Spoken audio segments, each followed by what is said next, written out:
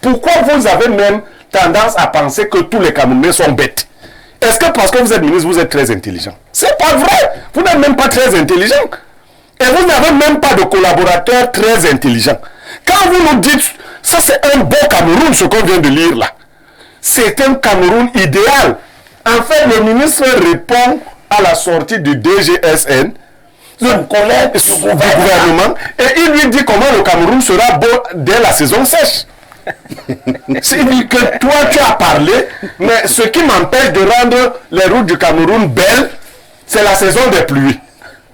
Mais dès que la saison des pluies sera finie, tu vas voir que ton constat... Le DGSN lui-même, s'il veut se justifier là, il va écrire 2 fois ce livre.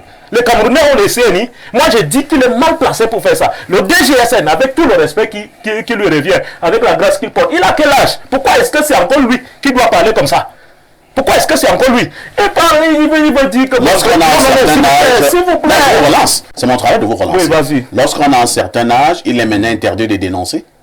Il n'a pas interdit de dénoncer, il devrait être... Vous, chacun, vous voyez moins que le calvaire. Vous voyez, vous êtes dans des surinterprétations. Votre père voit un calvaire, vous voyez moins que le calvaire. Chacun a sa manière de voir. Moi, je dis ce que j'ai vu.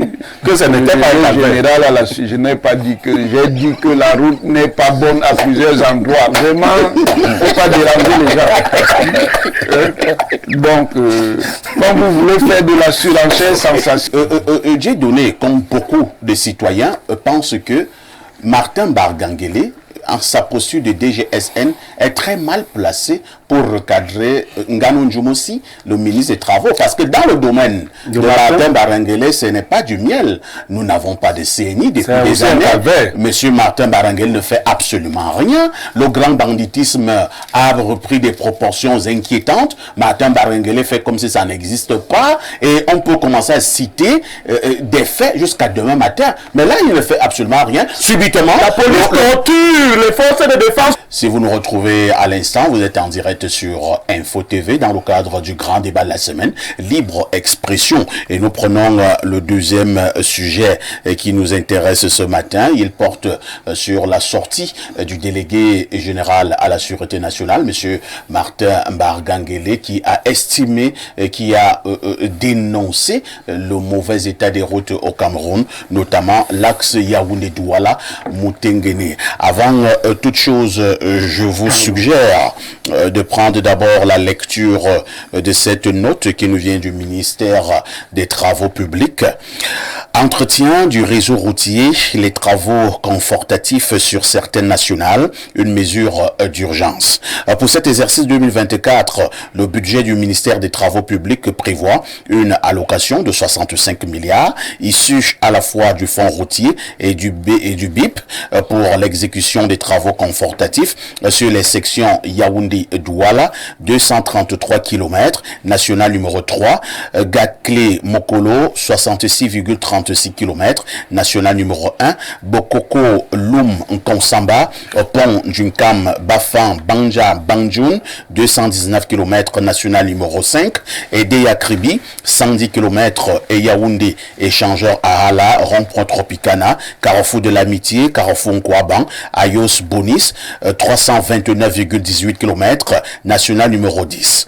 Ces travaux ont non seulement pour but de traiter les dégradations d'effectuer des travaux d'assainissement, de chaussées et de signalisation, mais aussi et surtout de donner un nouveau visage à ces axes et rendre aisée la circulation des usagers et des biens. Les travaux d'entretien confortatif résultent de la mutualisation des ressources du fonds routier et du budget d'investissement public et qui a permis de disposer d'une allocation consistante pour la réalisation des travaux touchant les couches inférieures de chaussée. À date, les marchés des travaux sont attribués pour les sections citées et les entreprises déjà mobilisées sur les différents sites n'attendent que la fin de la saison des pluies pour donner de l'ampleur aux travaux. Ces contrats résultent d'un appel d'offres national restreint aux entreprises catégorisées du secteur routier, des catégories A, B et C pour l'exécution des travaux d'entretien confortatif de certaines routes revêtues du réseau national. Publié le 19 février 2024. Cette opération financée à la fois par la ligne fonds routier et le budget d'investissement public à hauteur de 65 milliards pour les travaux va permettre de donner un nouveau visage à ces axes et rendre aisée la circulation des usagers et des biens. Les travaux à réaliser concernent en grande masse l'installation de chantiers, les travaux de cantonnage, la réhabilitation de certaines zones fortement dégradées, les travaux de chaussée, l'assainissement et le drainage, les ouvrages d'art, la signalisation et équipement de sécurité et les divers. S'agissant des travaux de chaussée, il est prévu le nettoyage, le débroussaillage, le remblai, purge et substitution de matériaux, l'amélioration de la couche de fondation, les travaux sur la couche de base, les scarifications, la réparation des nids de poules en béton bitumineux, la mise en œuvre de la couche d'accrochage et le revêtement. Les travaux d'assainissement à réaliser prévoient le dégagement des lits de rivière, le curage des cours d'eau, ouvrage hydraulique, curage des fossés bétonnés ou maçonnés, la construction des fossés et les enrochements. Il est en outre prévu pour ces travaux la construction de dallots en béton armé et celle de têtes de dallots, de même que des travaux de signalisation à l'instar des garde-corps en acier galvanisé et des lignes diverses. Sur les sections Bokoko, Loum, Nkonsamba, Pont, Djunkam, Bafang, Banja, Banjoun, Yaoundé, échangeur, Ahala, Rond-Point, Tropicana, Carrefour de l'Amitié, Carrefour Nkwaban, Ayos Bonis et Aidé Akribi, les entreprises contractualisées sont mobilisées et n'attendent que la saison sèche pour le démarrage des travaux de chaussée. Actuellement, elles sont focalisées sur le maintien de la circulation et certains travaux d'assainissement tels que la construction de dallots simples, la préfabrication de caniveaux et fossés bétonnés, le curage des ouvrages existants, entre autres. Sur la nationale numéro 10, l'entreprise en charge des travaux a démarré le traitement de la chaussée et nid de poule sur les sections urbaines. Alors que sur la nationale numéro 7, Aidé Akribi, l'entreprise procède à son installation et aux travaux d'assainissement.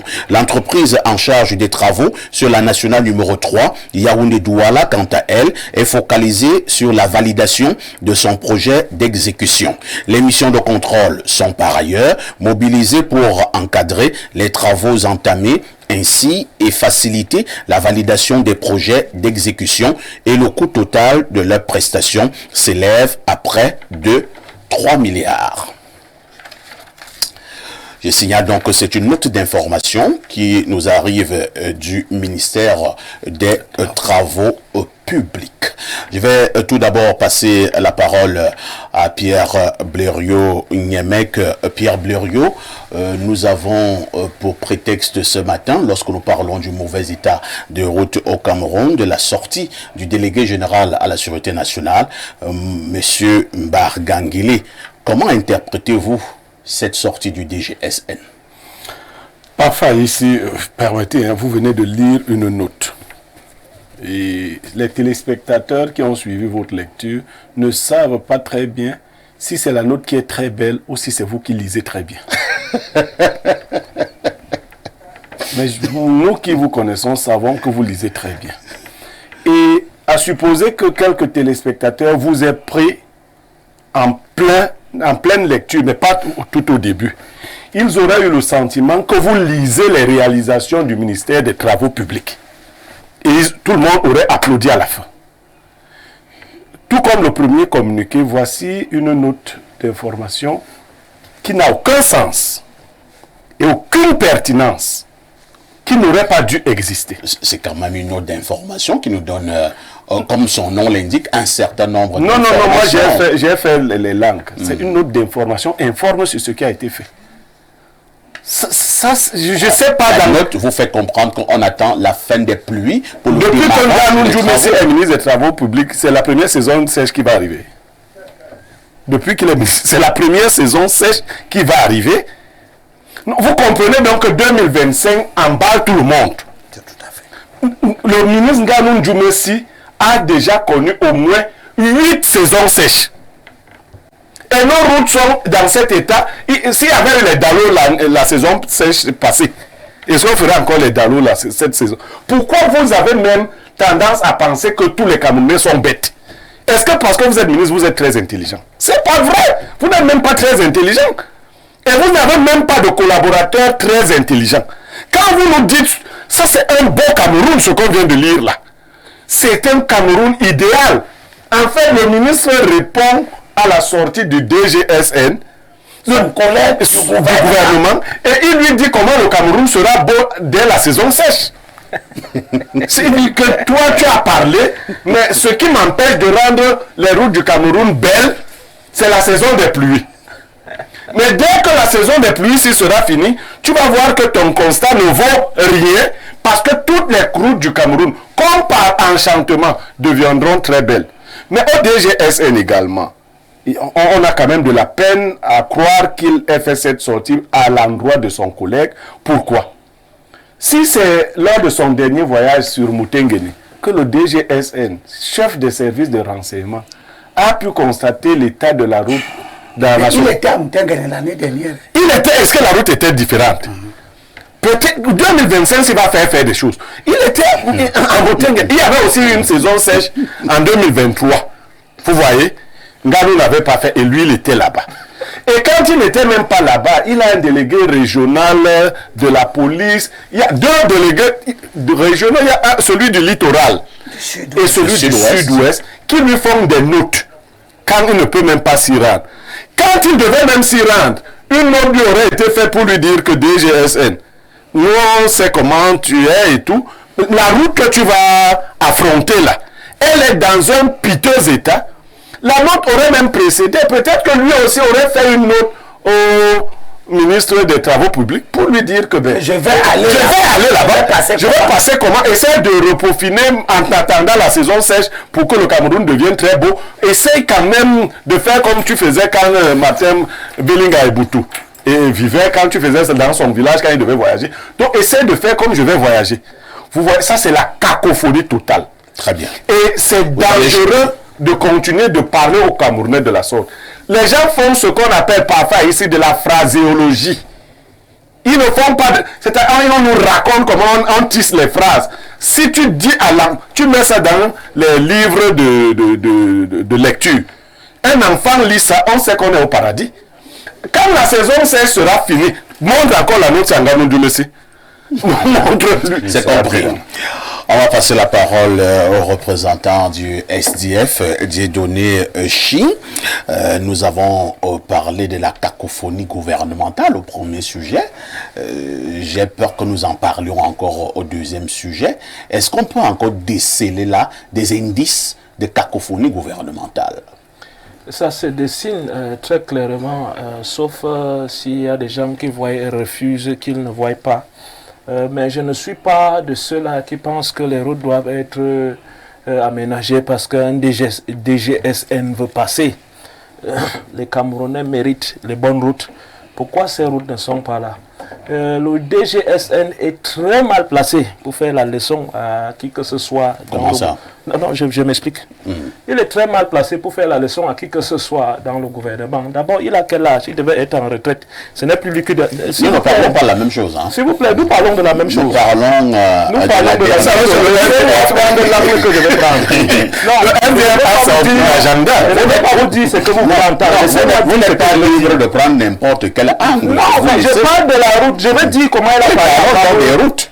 La route à quoi avec la... Vous venez de lire, il y a un rapport entre les mauvais états des routes et l'âge du DGSN. S'il vous plaît, vous venez de lire un rapport, un communiqué public, oui, comme si c'était un ministre qui envoyait, qui a donné des directives à ses collaborateurs par rapport à comment ils doivent travailler, comme si c'est un ingénieur qui donnait les directives aux gens au chantier, comment est-ce qu'on va aller dans telle route, on va débroussailler. On parle maintenant de l'aménagement de la route Douala-Yaoundé, dont l'affaire autoroute là, on ne sait plus là où c'est. Nous sommes au Cameroun où on construit on appelle les péages automatiques sans d'abord construire les routes. C'est autant de choses. Mais moi, je vais prendre selon l'angle que je viens. Je dis que ce que le DGSN a fait, qui a suscité le livre-ci, qu'on écrit maintenant pour que les Camerounais lisent, qu'on n'a jamais vu ça. Ça, c'est un livre qui ne vaut rien. Ça veut dire quoi? Tout le monde veut se justifier. Tout le monde veut s'expliquer. Le DGSN lui-même, s'il veut se justifier là, il va écrire 2 fois ce livre. Les Camerounais ont les CNI. Moi, j'ai dit qu'il est mal placé pour faire ça. Le DGSN, avec tout le respect qui lui revient, avec la grâce qu'il porte, il a quel âge? Pourquoi est-ce que c'est encore lui qui doit parler comme ça? Pourquoi est-ce que c'est encore lui? Et pareil, il veut dire que... Lorsqu'on a un certain âge, s'il vous plaît. je vous relance. C'est mon travail de vous relancer. Oui, vas-y. Lorsqu'on a un certain âge, il est maintenant interdit de dénoncer. Il n'a pas été interdit de dénoncer. Il devrait être en retraite.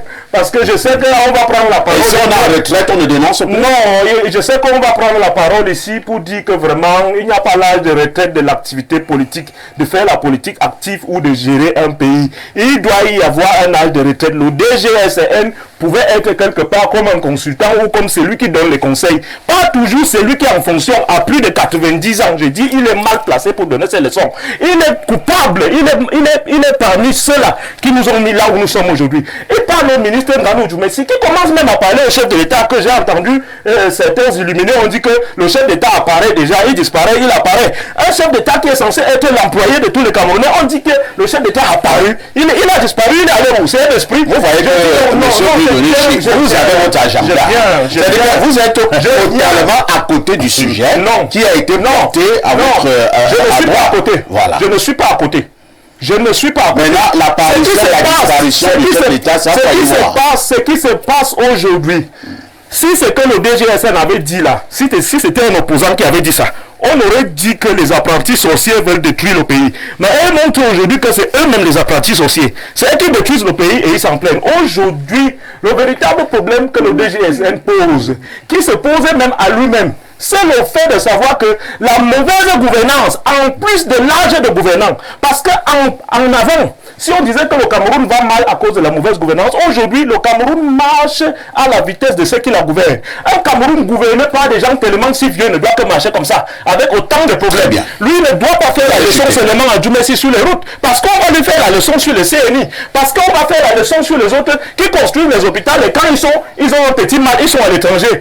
Parce qu'on va même faire la leçon au chef d'État, dont les gens trouvent même normal, parce que on a dit qu'on n'a pas mis le nombre de jours que le chef d'État passe à l'étranger, que les gens trouvent normal qu'un chef d'État dans un pays sérieux se déplace, il peut faire des mois à l'étranger, et il revient, on dit qu'il a apparu, c'est un esprit, il a apparu, alors qu'il est l'employé des Camerounais. Je dis que ce n'est pas normal. Ce n'est pas normal. Et ce qu'il faut comprendre dans tout ça, et pour revenir, parce qu'il y a des choses qui ne dépendent pas de moi, il y a une grâce qui habilite certaines personnes comme le DGSN, qui habilite même le président de la République. Ce n'est pas de parler d'affaires de gouvernement, de gouvernance ou de développement. Le temps où ils doivent parler de la gouvernance ou du développement est passé. Plus de 42 ans, vous avez essayé tout ce que vous pouvez faire. Lui, il est aussi coupable de tout ce qui se passe maintenant. Accompagnez donc le chef de l'État. Il nous donne les mesures.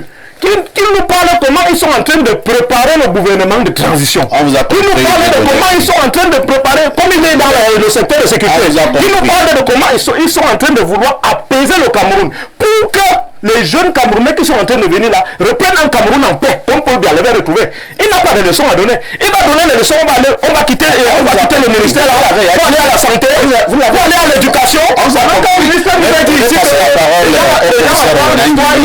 la géographie ne vont pas travailler, c'est eux-mêmes qui font ce système d'éducation. On vous a compris.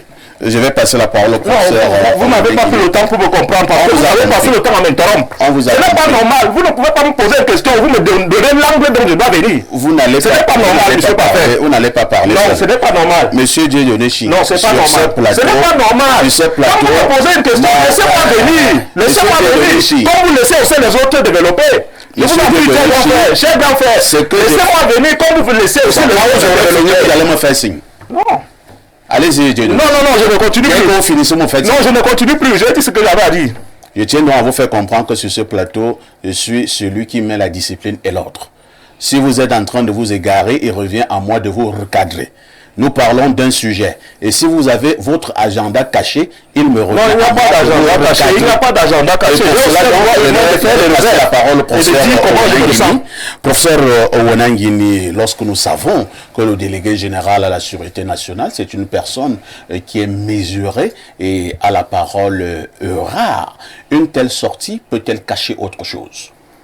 Bon, votre question est un peu biaisée, mais je vais essayer d'y répondre quand même. Bon, répondons sur une base objective. On a une situation dans laquelle un éminent responsable des affaires de sécurité, le délégué général de la Sûreté nationale, qui devait aller mener une activité concernant son secteur à Moutenguene, prend la route Douala-Yaoundé, puis Yaoundé-Moutenguene. Et il se trouve donc confronté à une qualité extrêmement dégradée de la route. Et ce jour-là, j'étais sur la route et j'ai vu précisément la délégation du délégué général à la Sûreté nationale. Vous avez aussi emprunté cette route. Oui, oui. Du moins le délégué a estimé que c'était un calvaire. Voilà. Bon, évidemment, sur cet axe qui a roulé, constate qu'il y a dans certains segments de sérieux problèmes, quoi, qui demandent. Le délégué dit que c'est un calvaire. Vous dites quoi? Je dis que la route n'est pas bonne. Donc vous êtes moins le délégué est excessif. Calvaire. Vous, chacun, vous voyez moins que le calvaire. Vous voyez, vous êtes dans des surinterprétations sensationnalistes. Vous voyez moins que le calvaire. Chacun a sa manière de voir. Moi, je dis ce que j'ai vu. Que ce n'était pas un général je n'ai pas dit que... J'ai dit que la route n'est pas bonne à plusieurs endroits. Vraiment, il ne faut pas déranger les gens. Donc, quand vous voulez faire de la surenchère sensationnaliste et de la démagogie, il faut qu'on dise que c'est un calvaire, c'est ce je ne suis pas dans un registre. Je ne suis pas dans ce registre. Donc la route à plusieurs endroits n'est effectivement pas bonne. Ça, c'est un constat matériel. Quel que soit ce qu'on pense, on est bien obligé de constater que la route n'est pas bonne. Maintenant, le statut de cette personnalité, qui est une personnalité importante, fait que ça pose problème en termes de cohésion de l'équipe gouvernante. Ça, c'est clair qu'il y a un problème par rapport à ça. Et maintenant, donc, il faut qu'il y ait un travail, disons, de remise en cohérence. Maintenant, une fois donc qu'il a été épinglé par ces déclarations, le ministre des Travaux publics aussi fait une sortie. Le problème avec cette sortie, c'est que elle ne note pas ce qui apparaît comme des insuffisances et des limites du réseau disponible, mais dit ce qu'on va faire. Bon, si c'est le cas, il y a effectivement un problème de faire croire que c'est une note d'information. Parce que à la lecture, ce que moi j'ai entendu, c'est un cadre prévisionnel d'action, ne serait-ce que pour l'année. Ce n'est pas une note disant que voici ce qui existe effectivement comme action. Tout aussi simple que cela. Quand vous professez comme ça, nous sommes comme ça. Quand ça vous arrange. Non, quand vous professez. Là, vous professez. Non. Dites quand vous professez même pas une note d'information. Quand ça vous arrange que vous estimez que je professe. Là, vous professez. Quand ça ne vous arrange, ça devient que je dis. Regarde, nous peut se fâcher, mais il comprend lui-même après. C'est là vous estimez que je regardez quand même le microphone. On pose une autre préoccupation. Et c'est d'ailleurs une préoccupation qui a été posée par Dieudonné Chi, qui pense que je suis trop dur à son égard. Oui, tu dois. Ce n'est pas vrai. Dieudonné, comme beaucoup de citoyens, pense que Martin Barganguélé, en sa posture de DGSN, est très mal placé pour recadrer Nganou Ndjumossi, le ministre des Travaux. Parce que dans le domaine de Martin Barganguélé, ce n'est pas du miel. Nous n'avons pas de CNI depuis des années. Monsieur Martin Barganguélé ne fait absolument rien. Le grand banditisme a repris des proportions inquiétantes. Martin Barganguélé fait comme si ça n'existe pas. Et on peut commencer à citer des faits jusqu'à demain matin. Mais là, il ne fait absolument rien. Subitement, la police torture, les forces de défense torturent les gens, y compris les policiers. Ils frappent les gens comme les serpents. Il fait quoi? Il dit quoi? Les serpents, la femme. Il frappe les gens comme les serpents. M. Barganguélé dit quoi? Il est vieux, il va même constater sa parole. Il faut qu'il libère. Calmez-vous, Dieudonné. Je passe la parole au professeur. Est-ce que Barganguélé est la bonne personne pour poser ce genre de problème? Le délégué général de la Sûreté nationale a donné sa position, a exprimé ce qu'il ressentait après avoir roulé sur ces axes. Est-ce qu'on va dire que des vrais problèmes posés par une mauvaise personne? Laissez-moi parler. Il a fait son constat. dans un secteur d'activité qui n'est pas le sien. Maintenant, en raison de son statut, ça soulève certaines questions. Mais, d'autres aussi peuvent faire, à tort ou à raison, des constats sur son propre secteur. Lui, il a fait à tort ou à raison. À tort ou à raison, ils peuvent aussi faire des constats, quitte à ce qu'ils répondent aussi pour dire sur tel ou tel problème, voici les contraintes auxquelles je fais face, voici ce qui est fait. Bon, quand vous dites le banditisme prolifère, c'est avec une intention qui relève justement de celle logique de sensationnalisme et démagogie. Ça, c'est du sensationnalisme. Oui, c'est fait comme si... Attendez. C'est comme si, parce qu'il y avait cette prolifération, il n'y avait pas d'action contre cela.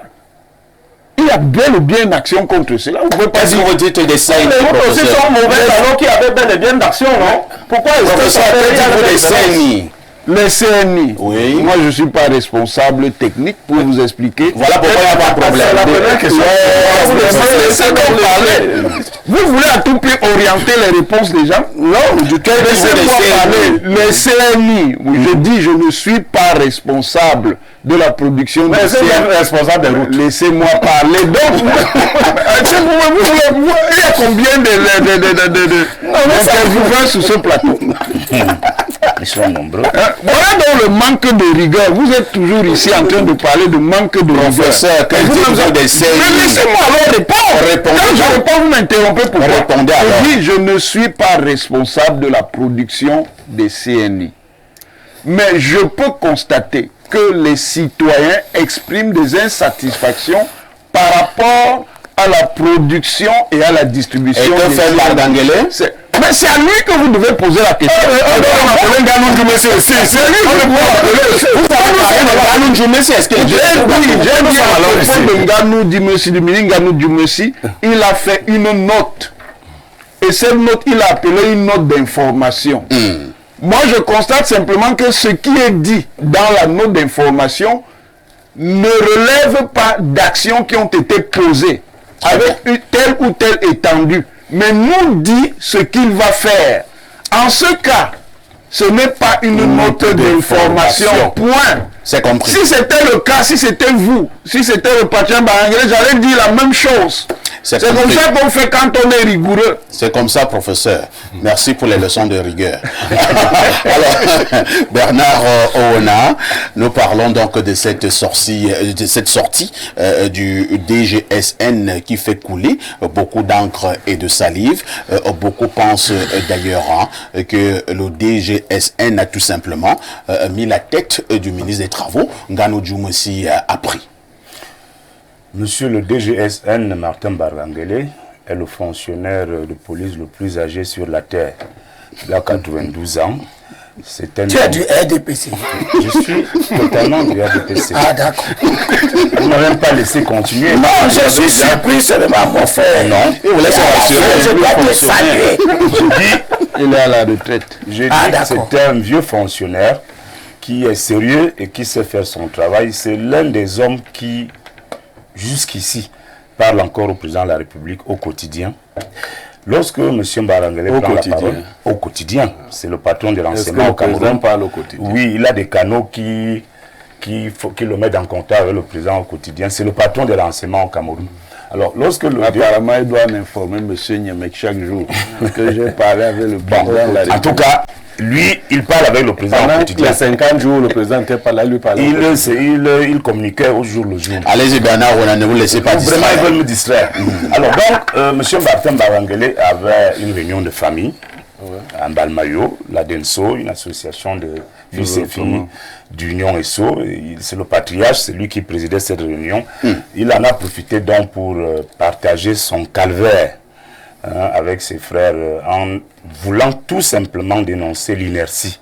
L'inertie qui caractérise la plupart des membres du gouvernement aujourd'hui, qui se disent que le président ne peut plus rien, le président ne frappe plus, le président ne cogne plus.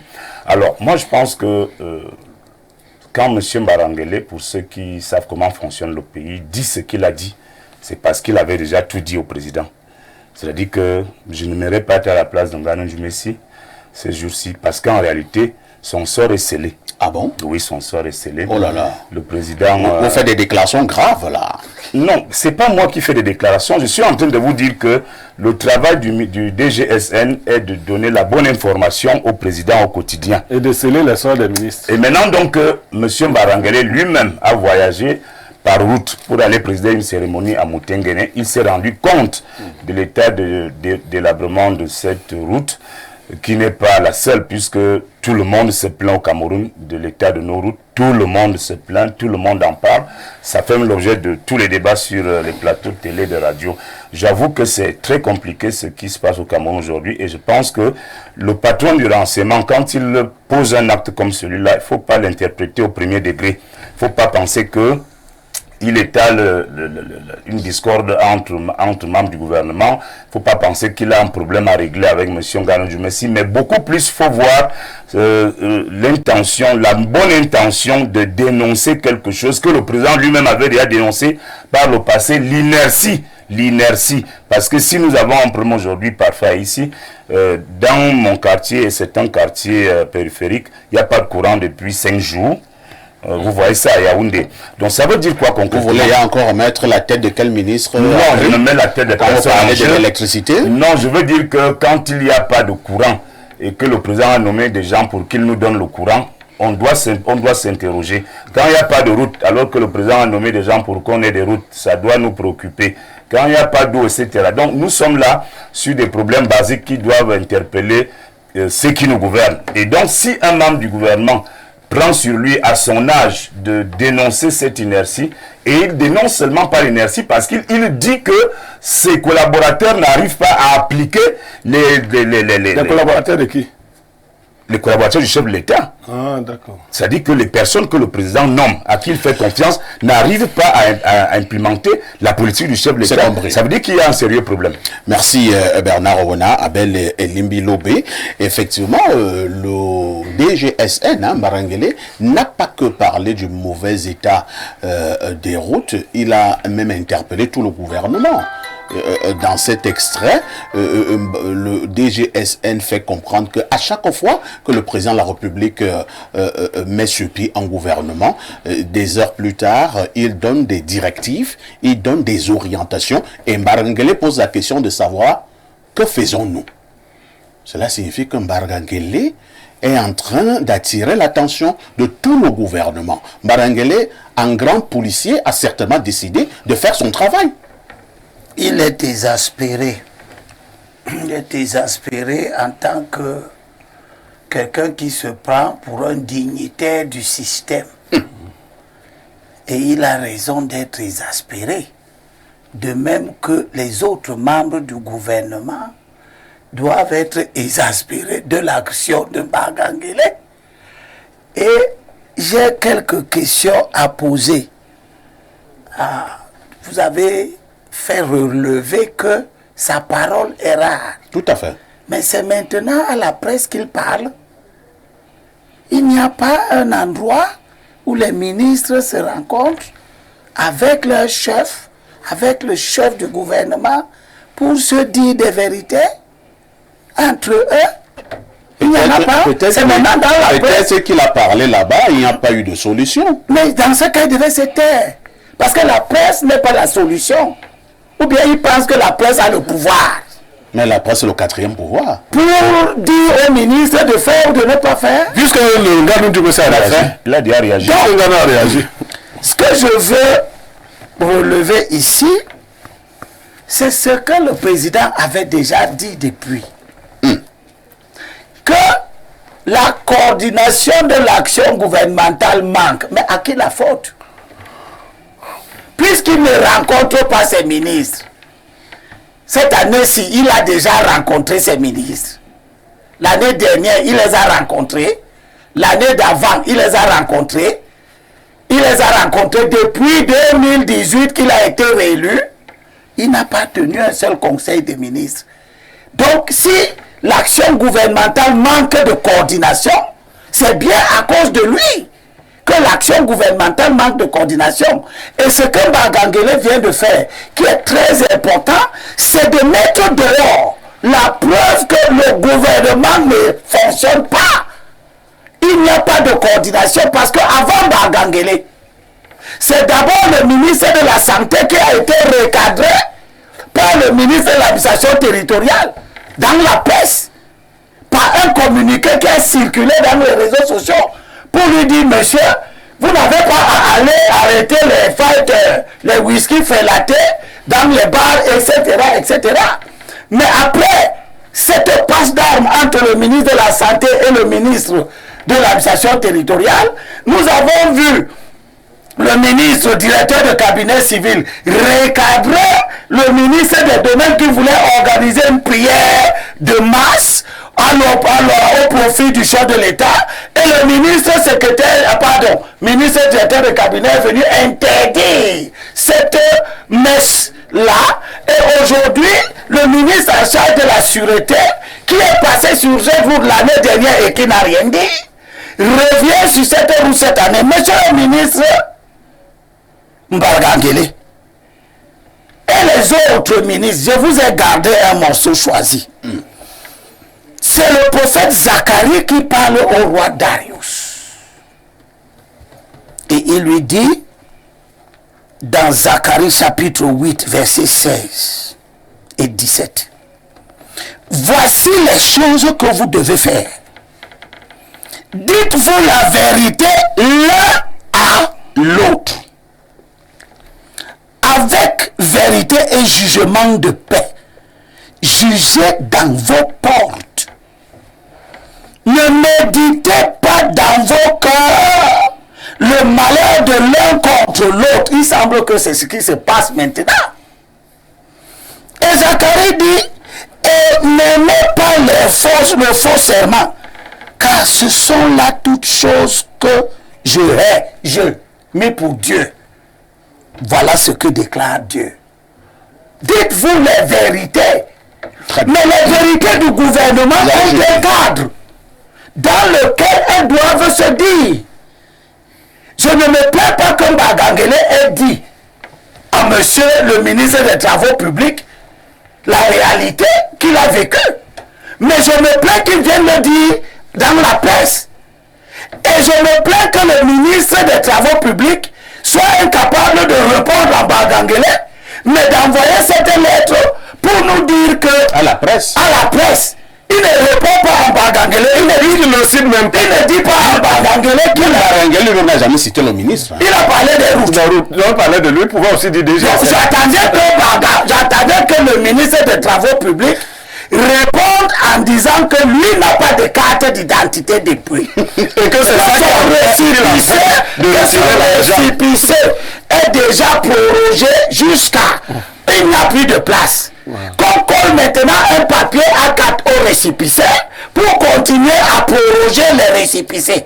Je croyais qu'il allait donner cette situation qui l'empêche de répondre. Il y a une réponse comme celle-ci qui ne nous apprend rien du tout, où il accuse la pluie. Et pourtant, nous sommes déjà à la fin de l'année budgétaire 2024. La saison sèche de l'année budgétaire 2024 est passée. Elle n'est pas de janvier à mars, avril. C'est là que la saison sèche de l'année 2024. Or, nous sommes déjà en novembre. Je vous rappelle que la session budgétaire va avoir lieu, elle doit avoir lieu la semaine prochaine. Tout au moins. C'est-à-dire qu'en principe, le budget de l'année 2024 est clos. L'exécution de ce budget aussi est close. Parce qu'on va voter un nouveau budget. Donc, ce que Dinga Mundume cite dans cette lettre montre très bien le niveau de délitement de l'action gouvernementale en ces moments-ci. Et cela doit inspirer les Camerounais sur le jugement à rendre par rapport au 6 novembre. Merci. Nous allons d'abord lire ces nombreuses préoccupations de nos téléspectateurs à travers le monde. Bonjour à l'équipe sur le plateau. Ma contribution à ce sujet de route est qu'il est très clair et tous les Camerounais peuvent le constater. Les routes Douala-Bafoussam ou Douala-Boya-Moutengeni sont très mauvaises et nécessitent des actions rapides au vu des accidents sur ces tronçons. Il est à noter que plusieurs Camerounais ont fait des dénonciations à propos de ces routes sur des radios et télévisions et réseaux sociaux. Bien que les processus et les procédures ainsi que le système administratif au Cameroun peut en freiner quelquefois l'action administrative, les actions sur ces routes sont urgentes et devraient être faites. En tant que haute autorité, monsieur le DGSN, en tant que Camerounais, peut constater et en parler. Mais en tant qu'autorité publique et administrative, devrait utiliser des canaux administratifs pour recadrer, même en tant qu'aîné, le ministre. Une équipe de suivi des instructions et des hautes recommandations devrait être mise sur pied au sein du gouvernement pour effectuer un suivi de mise en place des actions. Et s'il vous plaît, monsieur Limbilobe, respectez les téléspectateurs. Non, je souhaite seulement savoir. Les téléspectateurs, à un moment donné, vous subissent vous-même. Donc, respectez ces téléspectateurs. Donc, c'est Claude à Yaoundé qui envoie ce message. Autre message ce matin. Bonjour, monsieur. Très belle émission. De partout, rien ne marche. Pas seulement les travaux publics. Le personnel des entreprises privées est complètement abandonné. Le ministre du Travail et ses délégués ont abandonné les Camerounais. Tous les vieux ministres méritent la retraite. Oh, c'est compliqué, hein? Autre message ce matin. Bonjour, monsieur Parfait Aïssi. Votre émission est de plus en plus suivie par les Camerounais de bonne foi, mais honnêtement, votre consultant... D'accord. Vous allez laisser mon consultant tranquille. Autre message ce matin. Que dit le téléspectateur? Bon, je lis comme c'est écrit, hein. Iki Aladji Owenangini Mathias Eric n'est pas en Gandoura aujourd'hui. Il manque simplement le bonnet. Est-il je sais pas. Il demande s'il est devenu l'amido. Je pense que tout le monde a son problème, hein. Mais les dimanches, nous sommes très sérieux, hein. Intervenez sur les sujets inscrits à l'ordre du jour. Bonjour, monsieur Parfait, ici, très belle émission. Sur la sortie du DGSN, je trouve vicieux l'attitude de ceux qui comparent l'état désastreux des routes à la production de la CNI. Pour commencer, l'État ne s'endette pas à tour de bras pour la production des CNI. Pourtant, lorsque nous entendons les sommes astrologiques et qui sont débloquées pour les routes qui restent pourtant dans le même état, on est en droit de se poser des questions. Monsieur Mbarangele nous a promis le passeport en 48 heures et c'est effectif. Il nous a dit que dès le début d'année, nous aurons les CNI en 72 heures. Puisque la promesse du passeport est effective, on est en droit de croire que celle de la CNI le sera également. Seulement, aucune promesse concernant nos routes n'a été tenue jusqu'à ce jour. C'est Marcelin de Yaoundé qui envoie cette préoccupation. Autre message ce dimanche. Bonjour Perfecto, il y a tout le panel. Le discours prononcé par le président de la République en décembre dernier faisait état du tronçon routier aidé à Kribi. Réhabilitez votre rapport lu tout à l'heure. Viens citer ce même tronçon parmi les routes à refaire. Monsieur le ministre, vous voyez votre travail. C'est Asso Albert qui envoie ce message. Dieudonné Chi, vous leviez le doigt tout à l'heure, on vous passe solennellement la parole. Très rapidement, j'aimerais terminer là où le compatriote M. Limbilobe a chuté. Nous sommes très proches de la session budgétaire, puisqu'on parle de l'inertie gouvernementale dont le chef d'État semble avoir décrié. Nous sommes à la veille de la session budgétaire et la loi dit que le budget de l'État doit être disponible aux députés au moins 15 jours avant la session budgétaire. Ça commence par là.